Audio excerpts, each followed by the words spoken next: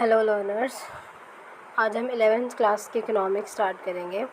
जैसे कि 11th class में इकोनॉमिक्स बच्चों के लिए एक नया सब्जेक्ट है जो इकोनॉमिक्स पढ़ते हैं, क्योंकि जो हमने 10th में इकोनॉमिक्स पढ़ी है वो बहुत ही ज़्यादा बेसिक सी चीज़ थी। यहाँ पे एक तरीके से नए सब्जेक्ट की तरह इकोनॉमिक्स आई है। तो 10th क्लास तक जो था वो कुछ भी नहीं था, यूँ कहूँगी मैं। यहाँ पे एक नई शुरुआत हो रही है इकोनॉमिक्स की। तो सबसे पहले इकोनॉमिक्स की डेफिनेशन समझते हैं। इकोनॉमिक्स से मतलब क्या है, डेफिनेशन की बात नहीं करूँगी यहाँ पे, नॉर्मल मतलब की बात करूँगी। इकोनॉमिक्स का मतलब होता है, इकोनॉमिक्स एक सब्जेक्ट है जो हमें इकोनॉमी को पढ़ने में हेल्प करता है। ठीक है, इकोनॉमिक्स क्या है? ऐसा सब्जेक्ट जो इकोनॉमी को पढ़ने में हेल्प करता है। और इकोनॉमी क्या है? वो रीजन या एरिया जहाँ पर लोग अपनी लिविंग अर्न करते हैं। ठीक है, मतलब अपने जीवन के लिए पैसे कमाते हैं, अपने सुख सुविधाओं को पूरा करने के लिए पैसे कमाते हैं, जहाँ पर वो एक क्षेत्र होता है इकोनॉमी। ठीक है, तो जैसे कि हमें पता है कि किसी भी इकोनॉमी में रिसोर्सेज जो होते हैं वो लिमिटेड होते हैं। तो स्कार्सिटी एक इकोनॉमी की मेन प्रॉब्लम होती है, स्कार्सिटी। और इसी स्कार्सिटी मतलब होता है कमी। अब किसी इकोनॉमी में अगर किसी चीज़ की कमी ही ना हो तो फिर कुछ पढ़ने की क्या ज़रूरत है ना, क्योंकि हमारे पास तो सब चीज़ अवेलेबल है। कोई भी चीज़ पढ़ी क्यों जाती है? क्योंकि उसमें कुछ प्रॉब्लम अराइज होती है, हम उसका सॉल्यूशन ढूंढते हैं। अगर प्रॉब्लम्स ही नहीं है तो फिर हम उसको पढ़ेंगे भी नहीं। तो क्योंकि इकोनॉमी में स्कार्सिटी है इसीलिए प्रॉब्लम्स अराइज होती हैं, और जो प्रॉब्लम्स अराइज होती हैं उनका सॉल्यूशन ढूंढने के लिए हम इकोनॉमिक्स पढ़ते हैं। ठीक है, तो बहुत बेसिक सी चीज़। सबसे पहले इकोनॉमिक्स के सब्जेक्ट में इकोनॉमिक्स प्रॉब्लम का ही डिस्कशन है। ठीक है, तो हम भी इकोनॉमिक प्रॉब्लम डिस्कस करते हैं कि भाई इकोनॉमिक प्रॉब्लम क्या होती है। इकोनॉमिक प्रॉब्लम्स तो किसी भी कंट्री के सामने 3 तरीके की प्रॉब्लम्स आती हैं। सबसे पहली प्रॉब्लम आती है क्या? Unlimited human wants. Unlimited human wants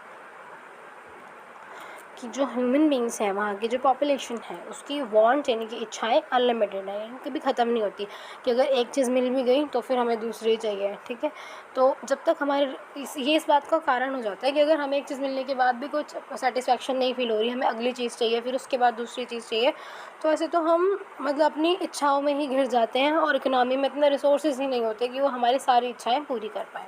ठीक है, और दूसरा है लिमिटेड रिसोर्सेज।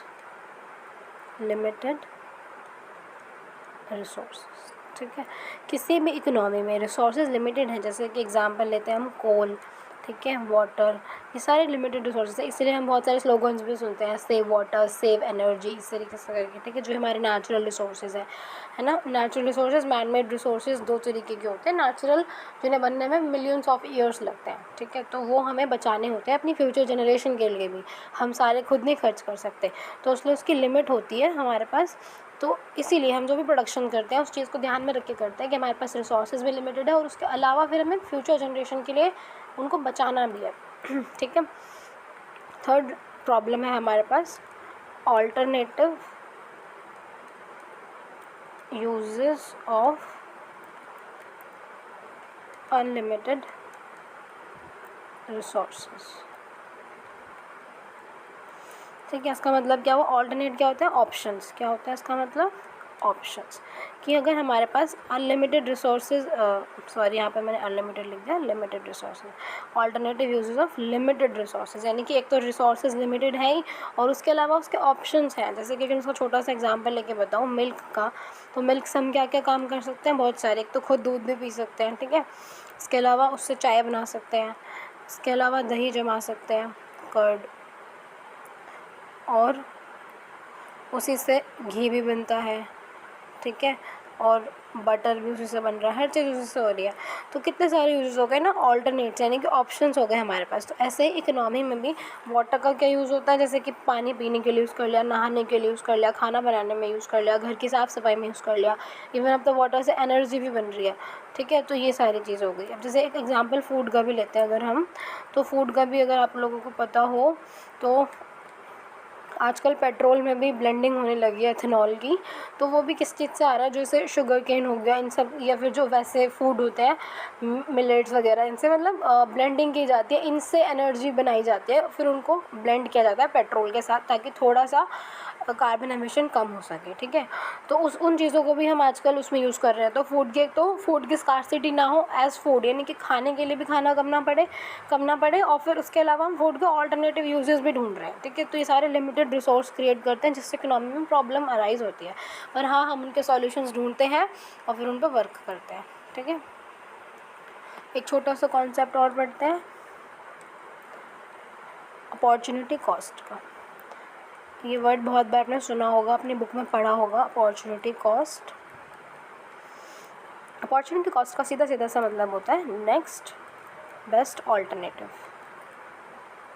ठीक है। इसका मतलब क्या हुआ, अगला सबसे अच्छा विकल्प। मतलब अगर मैंने एग्जांपल दिया, एक आदमी था, उसकी एक नौकरी लग रही है 10,000 की, एक 20,000 की और एक 30,000 की, ठीक है। तो ऑब्वियसली हम अच्छे चुनेंगे, तो हम वही चुनेंगे जब हमें 3 ऑप्शन मिल रहा है। तो हमने ये वाली तो चुन ली, ठीक है, ये हम सिलेक्ट कर चुके हैं, ये नहीं है अपॉर्चुनिटी कॉस्ट। हमारे सिलेक्टेड ऑप्शन के अलावा हमारे पास बेस्ट क्या बचा, अब यहाँ पे 2 ऑप्शन है, 10 और 20, तो ये तो हमने सिलेक्ट कर लिया। अब इसके अलावा हमारे पास बेस्ट क्या बचा है, 20 के, ठीक है। तो 20 के क्या है, हमारी अपॉर्चुनिटी कॉस्ट है, ठीक है। ये नहीं है, और ना ही तो ये गलती करनी है कि बचे हुए ऑप्शन को ऐड कर दिया, ऐड भी नहीं करना, ये है, ठीक है। ये हमारा क्या होगा, अपॉर्चुनिटी कॉस्ट। और इन केस एक दूसरा एग्जांपल इसी में ही, अगर कोई इंसान किसी भी वजह से ये वाली चूज़ कर रहा है तो उसके लिए अपॉर्चुनिटी कॉस्ट क्या होगी, ये नहीं होगी, यही वाली होगी, क्योंकि हमें इन दोनों में से फिर क्या देखना होगा, बेस्ट देखना होगा, ठीक है। तो अगर इंसान ने किसी भी वजह से, कोई भी रीज़न हो सकता है कि ये वाली जॉब उसके घर से बहुत दूर है या उसको स्किल्स अच्छे से नहीं आती, कुछ भी चीज़, तो उसने अगर ये चुन लिया है तो उस केस में 10 और 30 के हिसाब से अगर हम बेस्ट देखेंगे तो 30 है, तो उस केस में ये वाली अपॉर्चुनिटी कॉस्ट हो जाएगी। और अगर वो 30 को सिलेक्ट करता है जो कि बेस्ट है, तो उसके लिए नेक्स्ट बेस्ट क्या होगा, 20 के, ठीक है। आई होप ये टॉपिक समझ में आया होगा, 3 इकोनॉमिक प्रॉब्लम्स और अपॉर्चुनिटी कॉस्ट। बाकी के और कॉन्सेप्ट अगर आपको पढ़ने हैं मुझसे तो आप कमेंट में बता सकते हैं, मैं उन टॉपिक्स पर भी वीडियोस बना दूँगी। Thank you so much.